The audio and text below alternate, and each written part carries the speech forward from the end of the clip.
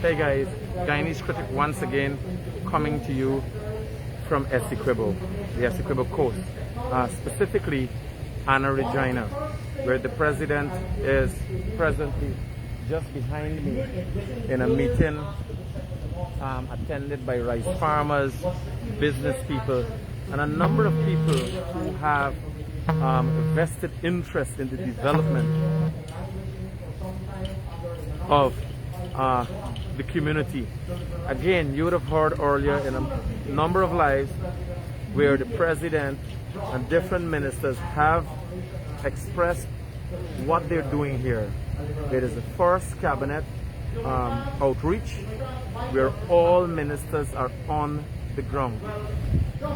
The voice you're hearing is the voice of the finance minister, and he is briefing the citizens as to what President Ali's government, an extension himself, the finance minister, plans to roll out for the people of Essequibo. So we're going to just go closer. You're going to listen to what the finance minister has to say. You're going to listen to what the president has to say and have a good understanding of what's going on. And you're going to see the people. I'm hoping some people would express their concerns with us to have a better understanding of what's going on.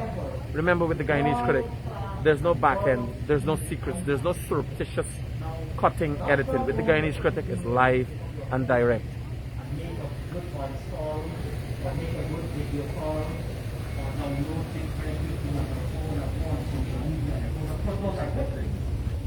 This doesn't only mean that your children are able to access online education easily, that's also very good.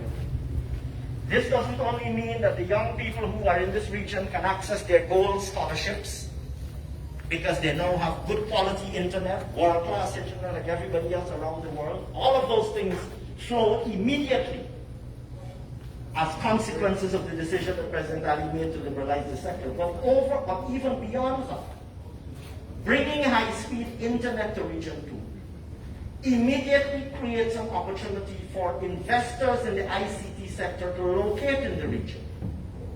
And what does this mean? What this means is that if we can get investors to come to the region to set up ICT centers, things like what we call business process outsourcing centers, where offices are set up in Guyana that provide services to clients outside of Guyana around the world, what that means is that jobs are immediately created for the young people of Region 2. And that is something, that is a conversation that we are having right now with a view to bringing some of these investors to Essequibo, to Region 2, to set up operations there, to create jobs for people of Region 2.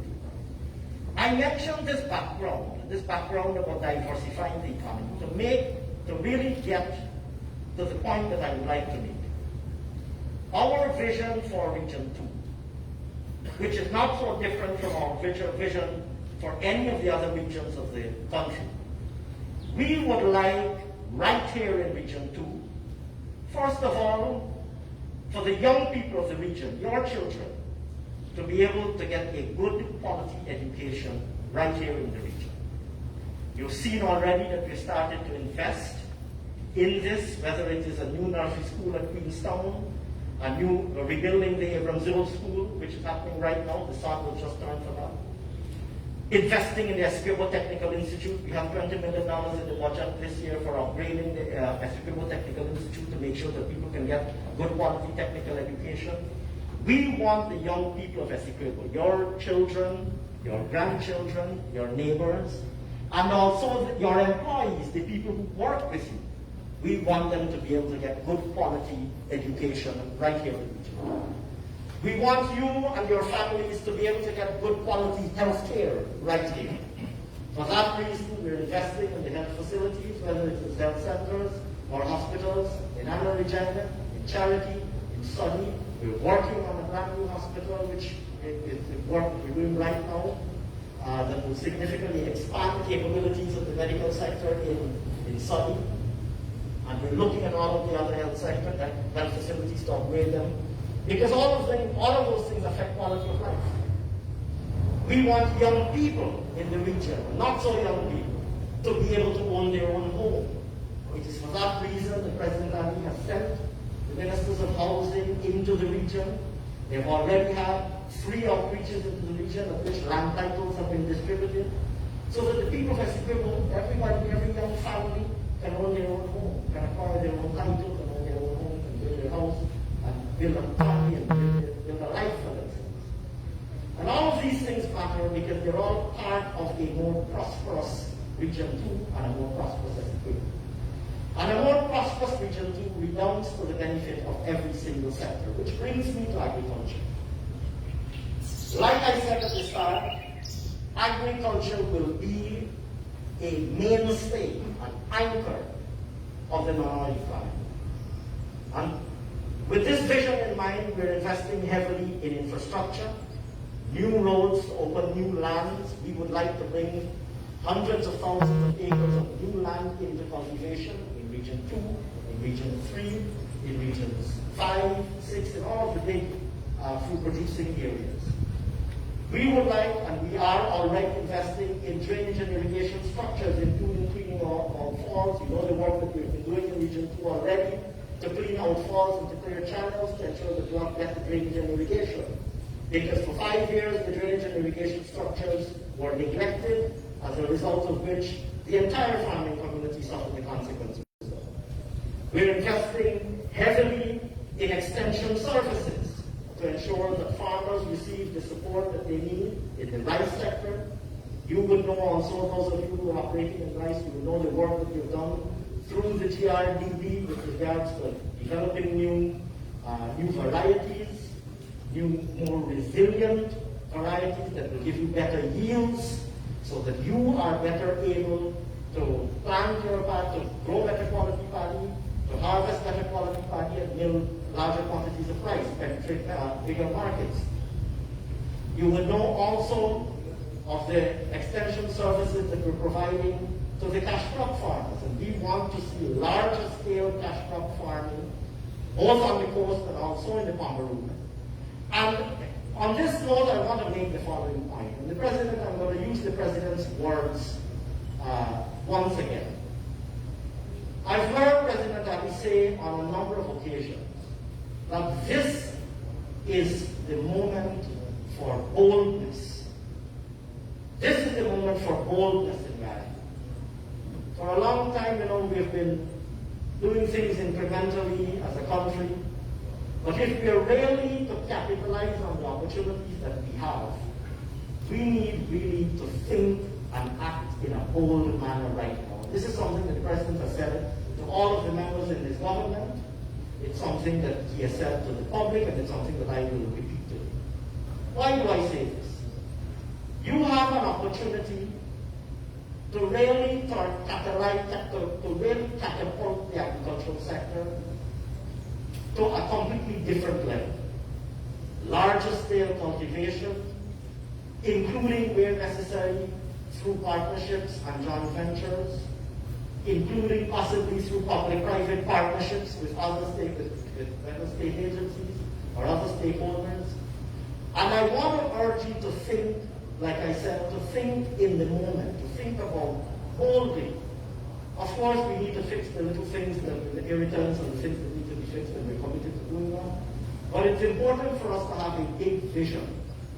President Abiy has a big vision for the country, but that big vision is built upon people like yourselves also formulating a big vision for the sector in which you operate. So if you are a rice farmer, this is the moment to think about how you can do things bigger and better.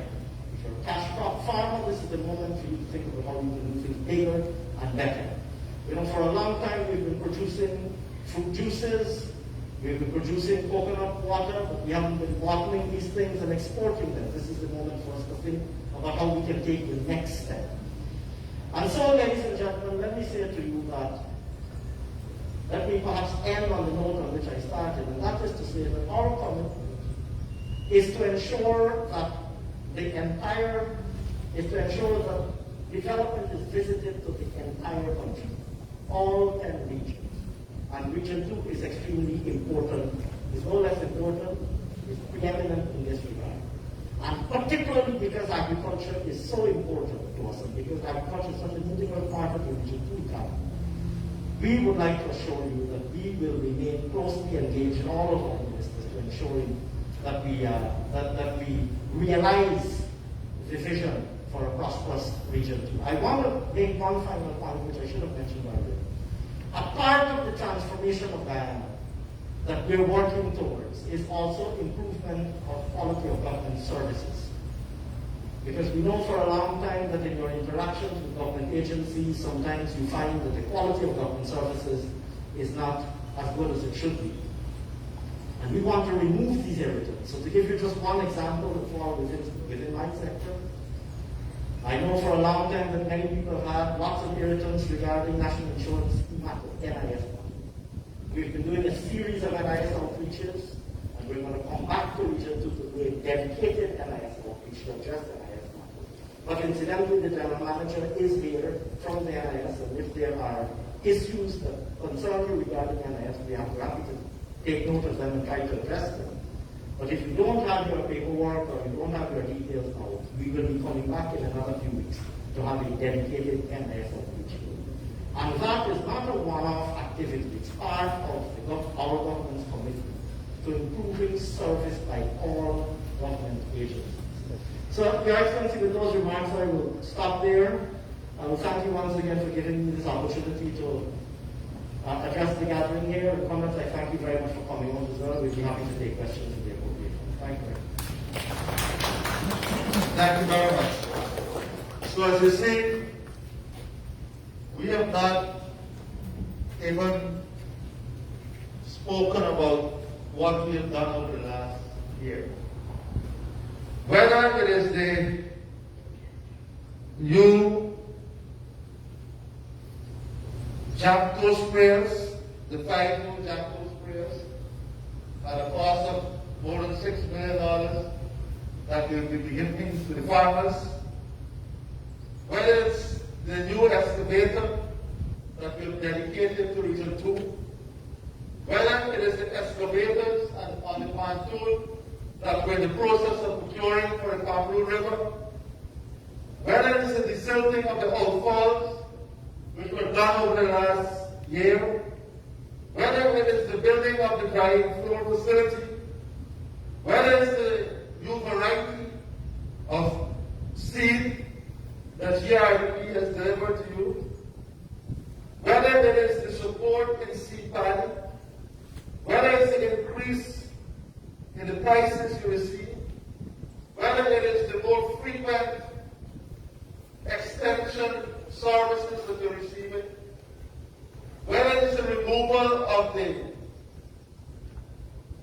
exorbitant land rate taxes, whether it is the more than 200 leases that we have settled from my last visit to now, that we have been able to complete, we have not touched on any of those issues. Because those are things you elected us to do. And when I came in, someone said, remember Region 2 did a good job of putting us here. How can we forget the love and support you and all of Guyana have given to us? So we are not focusing on these things because you give us a mandate to do these things. And in every single region, we have been doing the same to improve the prospects of people. So now, as your chief servant and a servant to the people, we will now open the floor to listen to you. Now, just as before, let's lay out the rules now. Because we have a lot of details, let us avoid repeating each other. Let us do so in an orderly manner. Let us present ideas, and I want to hear from you. I have heard from the technicians what they think are the priorities. I want to hear from you also what you think are the priorities for your region. I don't want personality issues. I want us to deal with big issues and issues that affect the agricultural sector that we're discussing this morning. Are we okay with that? We agree to that? Yeah. All right. So you just stand, and there is the staff around here who will pass the mic around. All right? So let the first 5 persons stand. The first 5 and the rest will sit. Okay. Only 5. So decide whoever wants the first 5. Thank you. The mic is there. You don't have to come forward. You can speak from where you are. Mr. President, on behalf of all this figure, we would like to welcome you and your team to this important outreach.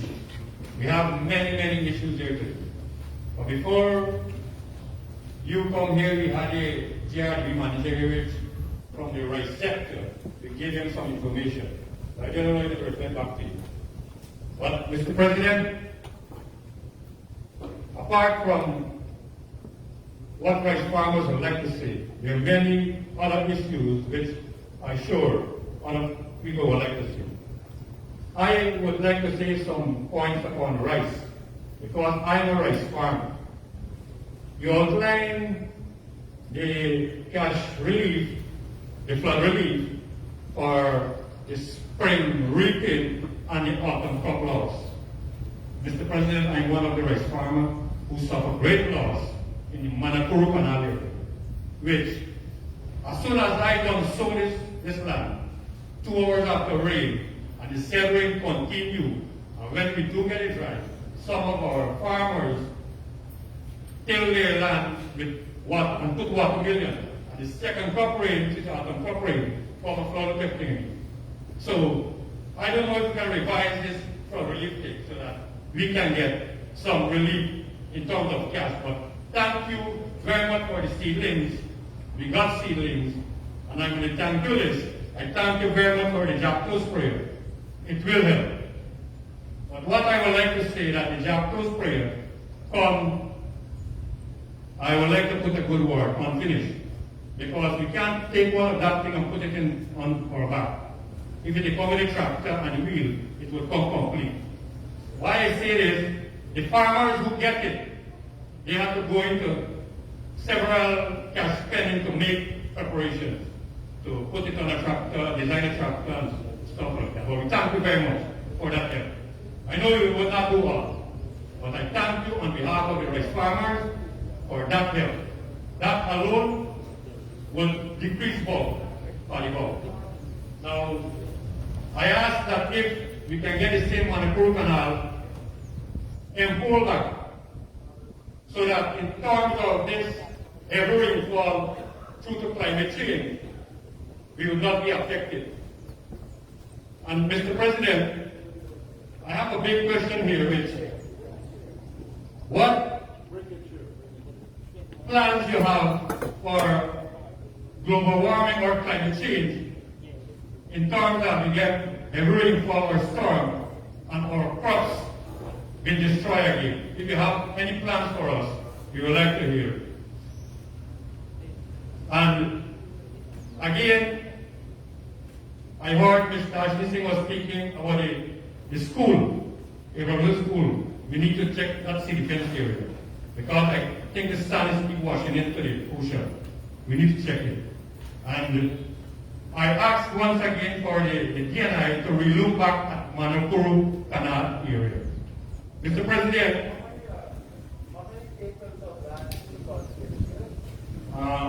the TRDB manager, I personally have 25 acres of land here. And the second corporate, the TRDB manager will have it. All is right. All is right. Apart from rice, Mr. President, we do things like planting, watermelon, and cocoa and stuff. And Mr. President, there are some of us who go through 15. There are some of us who go through every problem in terms of how to get our land drained to save our crop. I'm one of the farmers right at the back of Multi. The GRDB officer having it on his phone. I had to go through 6 days and 6 nights pumping to get out water from the field. And I asked them for some fuel relief, but it was futile. I didn't get it. I'm not saying we want everything from the government. We just got into power. But we thank you very much for what you give us, and we will thank you every time you come here, and I will thank you before I close for the commitment you make before you take office as president. When I was right here at the same location, you were standing and you said your government will do things different. And it is different. You're doing things. Instead of we go to Georgetown, you're coming to us. We thank you very much, Mr. President.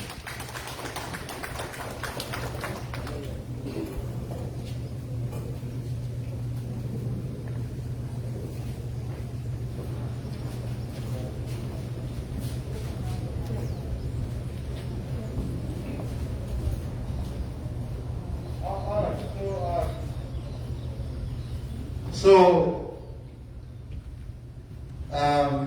in this area, Manapuru and Dredge Creek, where is the government? We are spending now about $46 million to do drainage and irrigation work. You're aware of this? Well, right. The contract was just awarded. Right? So let me say right away now that we are spending, work will commence soon, on $46 million of work for your area in drainage and irrigation. And we are going to extend those work to include the drainage canal that you spoke of. All right? Thank you very much. So your issue is basically fixed. Well, with the drainage, right? The tractor one, I know you want to raise, okay? Yes, Mr. President. When you were here the last time. Yes, sir. And I come to you with a list that I gave 5 years. And you sent me to the government license of it. Now it's 1 year. You just go check the land and the man put no side to people. He say go get time to me after today he can't get time. The man a license to me. Okay, thank you.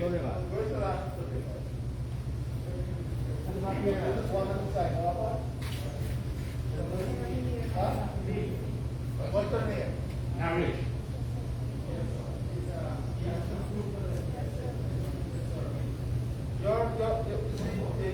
You're behind the time. You already have an approval letter. The approval letter is coming to you. Remember I just said when I started, all the matters that came when I was here was over 200 matters. Most of which has been settled. As the license of your officer is saying to you, your approval letter is coming to you, and you'll have to execute the survey. So be prepared to execute the survey. Okay? Okay, thank you very much, sir. You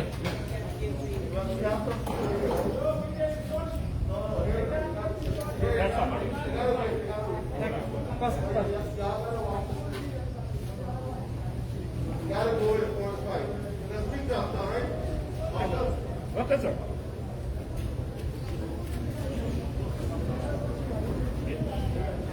Let's go. Good morning, everyone. Good morning, President.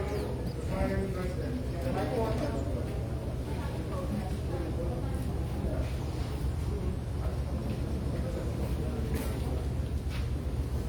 Microphone check, 1, 2. You gotta speak like that, right? Once again, I must say good morning to the table. Good morning to farmers, and a special good morning to the president. Well, for the last 6 years, I am very surprised today that we had a very large delegation coming here, including president, ministers, advisors, technical people. I must thank you very much for that. Because as I said, for the last 6 years, we never had it. And today you started. The last time you came, you didn't bring the big team. But today you bring the big team. I must congratulate you for that. Well, all right, so rice is one thing out of it. This price is greater than irrigation, things like dams and like that. It's a growing thing. And the price of gas in the last couple of years, it wasn't profitable. I understand we get in now to $400, I don't know how true it is. It's just a rumor to me, so I have never confirmed it. But if it's $500 can't. When we go to the local rice market, I'm not talking about it, but the foreign rice market, I'm talking about the local rice market. Local rice market, they want to approximately 18 pounds of rice, around $1,600. And I'm just asking, if the price can go to $600 instead of $400, I think that would be very feasible. I work with a lot of the start doing good. I know that I'm not, I know actually saying it good. I know it's not very good. The leaves are not good. And I'm very experienced in this industry. I know what the miller is making, and I know what the farmer is making. So I would like you to look onto this fact with pricing experts. When you go to DNI, I think we have a very good DNI. We always spend a lot of money, or this government always spend a lot of money on DNI. But I know some farmers not like what I have to say. Because when you come to dams, the farmers said don't break up the dam. So you want to start with the county, the field president, ask them very farmers who break up the dam. The farmers self breaking up the dam. Because I'm going to change how they are.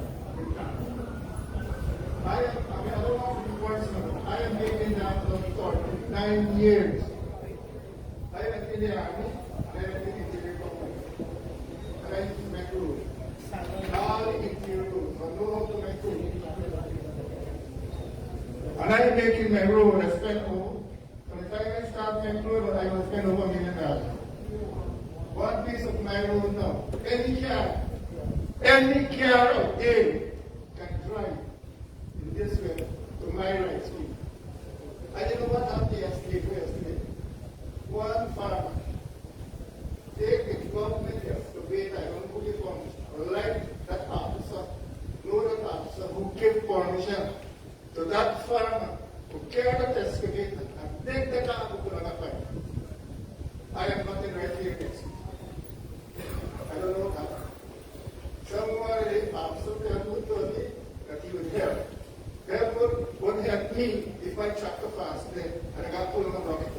My tractor in 100% top shape. And farmers are the people who destroy that. As I said, I don't want to be personal. I am making whatever legal right thing. I am making the last 39 years ago. I never asked. So with the dams, I am asking you, the taxing farmer, or I will go to this as a grant, protect the dams. When government make it, let the farmer protect it. All right, let's just do that. Zero stock with cattle. Zero stock with cattle. Now I am in sympathy with cattle farmer. But cattle farmer now, they became an enemy. They became an enemy to rice farming. The guy said, if I just said, if the one wants to change the cow, they have the tractor. If they lose the cow damage your contract. Right now, because of cattle farmer murdered my nephew. Farmer murdered my nephew for doing so. Because he got on the crop. This is the situation in our farmer and rice farmer.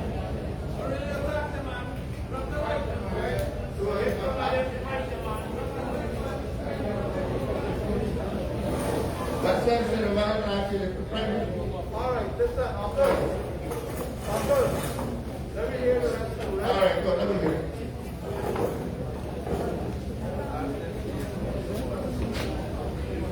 Good morning, Mr. President. All right, let us just recognize Prime Minister before you continue.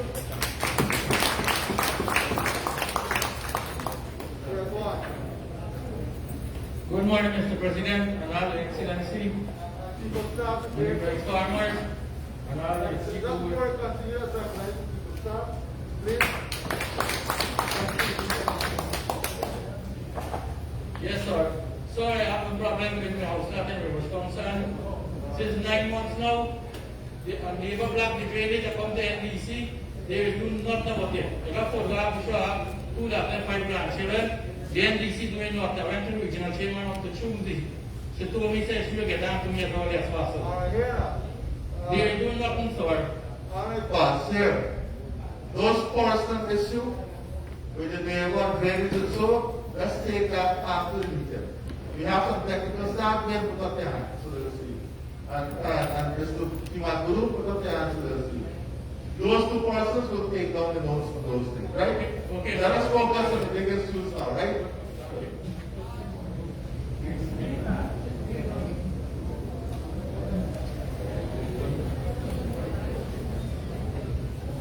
Protocol observed, fellow farmers, other ladies and gentlemen in attendance. Mr. President, some of the main issues for Southern industry has been touched on from 2 members of the table. Right now the rain is falling. Most of the dams are mud. Paddy can cut 2 hours from now. And dams being from the market road or we call our weather. But for the paddy to come out from the dam, we have to get 2 days sun, and if had it been on weather road, 2 hours for Alright, so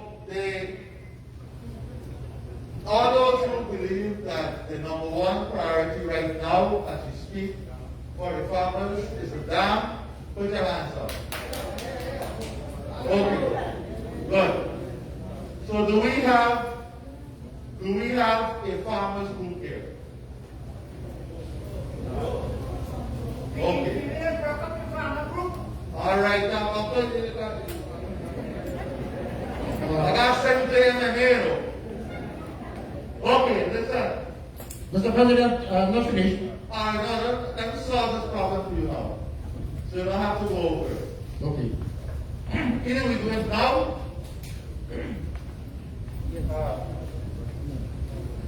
You see what we're going to do about 5 years ago. I'm going to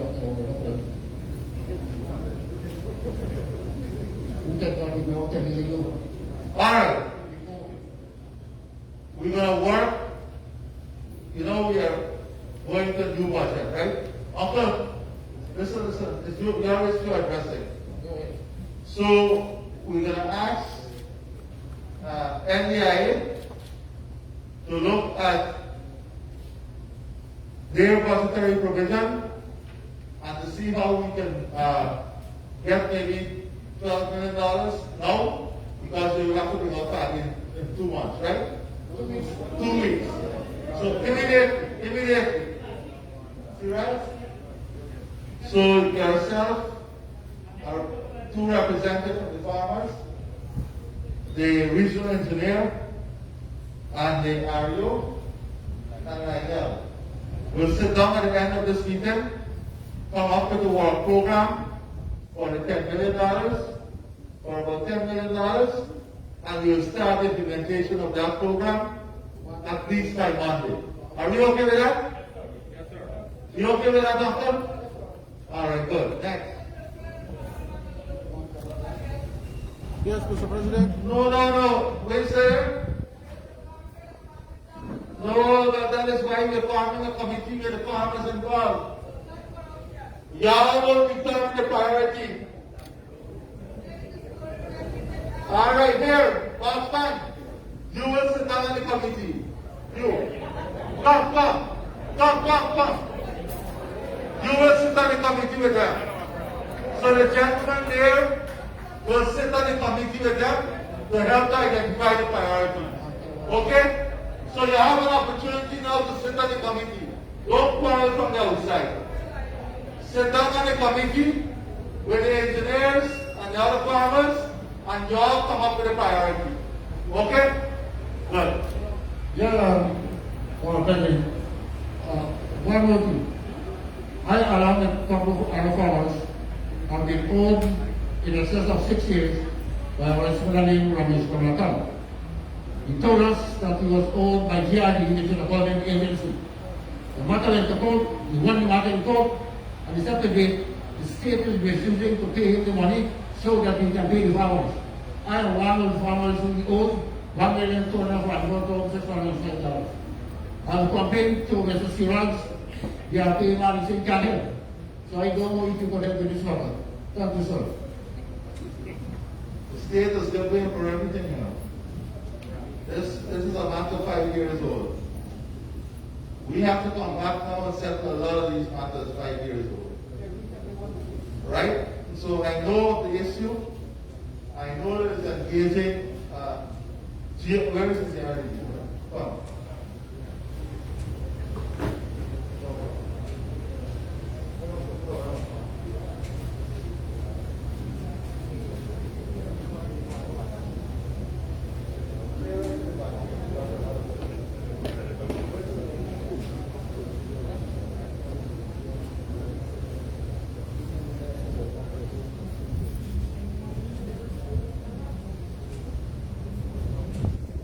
All right, so the update is that there were 2 cases.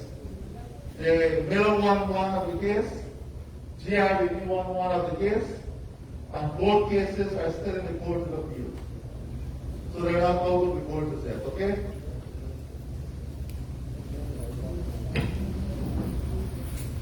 Mr. President, I'm happy to be here this morning to see you and your team. And I am so impressed because it's like when the market comes to your home, you don't gotta go to the market. So I'm happy that people from different categories are here. The issue I have concerning our rice farmers, because I saw for the past year or so, a lot of excavator is coming into the region. And we in Region 2, we got one grader about my grandfather age in this region. And it got 2 bulldozers for the past 3 years. He's seen on a walk around and back in the bush a couple of years and then see back in. And we want to ask if we got dig and clean whole day and we never level and smooth. Now, the Alberta Road showed this region connect to the other water road dam. And we are asking that these roads must grade once a year. We ask for not much. The Alberta Road dam must grade once a year because sometimes for 5 years they don't grade. And we are looking upon this situation that we must get bulldozer and get grader to do this work, not excavate our road. Secondly, concerning this payment with millers, Mr. Wazir has owed me since 2018, and I am asking this government, they said that Panama owed the government some money, I don't know how true it is. I am asking you, Mr. President, if the money that Panama owes them, if you all can take it and loan it to them until you get it back or something, that we can have our money to move on with our lives. And lastly, I just want to ask your position on this Aurora scheme, which you have planned before to open. What the position with the Aurora scheme, is it going to move on or won't be? Thank you.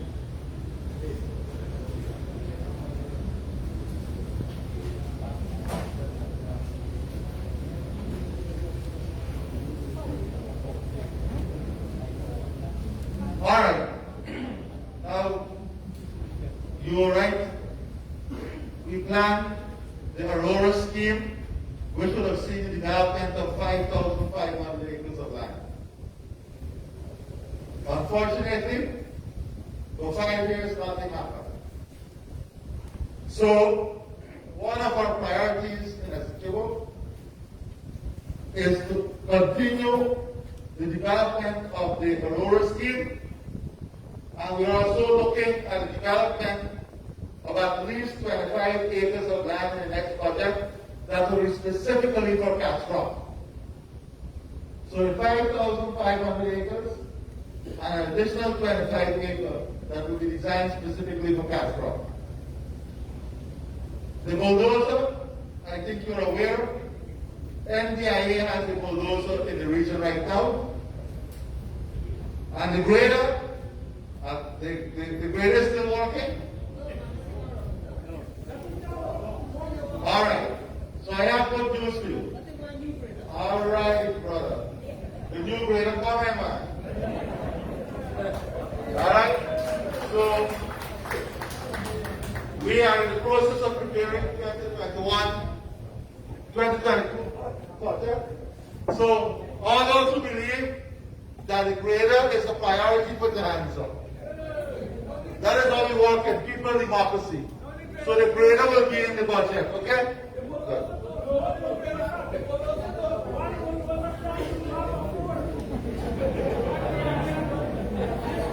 All right. We hear the case on the grader. We are listening to you on the bulldozer. When we get back to Georgetown, if we can put both in the budget for next year, we're going to make a provision for them, okay? Good. I'm hearing you already vote, put up your hand, priority.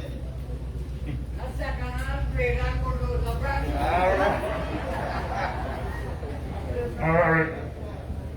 Mr. President, good morning. Sir, on behalf of You want your problem? you assure me that you have a young, vibrant, land-to-be man here. And he gonna take care of my problem. So this is student thing will depend on him. And when you told me a young, vibrant new man on tour,